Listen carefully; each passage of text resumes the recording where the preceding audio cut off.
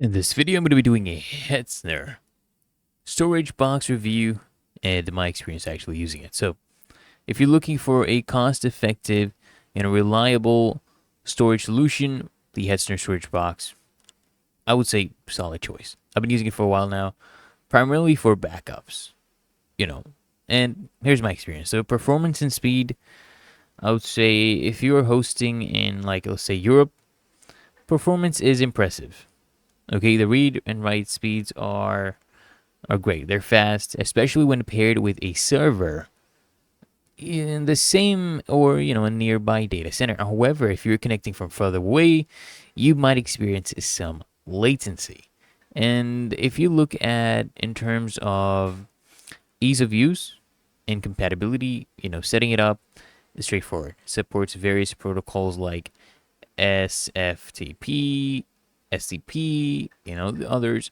Makes it a very here we go, right? Very flexible, and I would say for different use cases, I personally use it with the Restic for backups, and it works flawlessly. If you're using it, Proxmox backup server, PBS, it might feel a bit slow, so consider that if speed is a priority.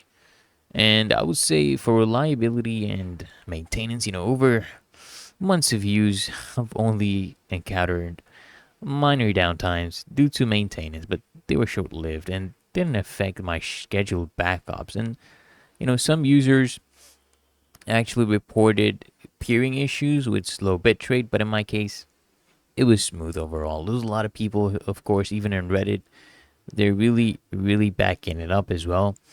And I would say one of the best aspects of the Hetzner's storage box is its affordability. So for a few euros per month, basically you get terabytes of storage, making it a steal, honestly, compared to alternatives like Backblaze B2 or Wasabi.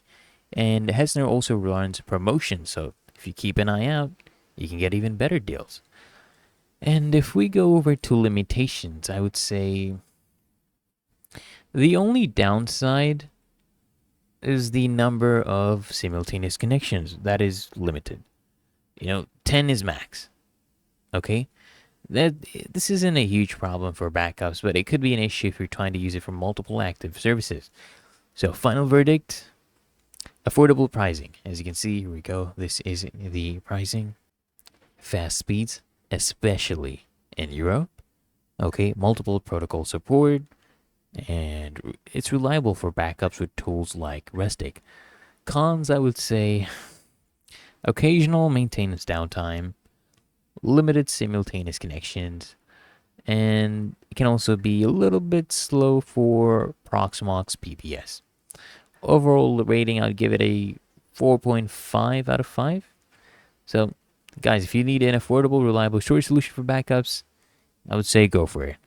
And I hope you found this review helpful. If you did, consider smashing that like button as well as subscribing to Appier Solutions. And I'll see you guys in the next one.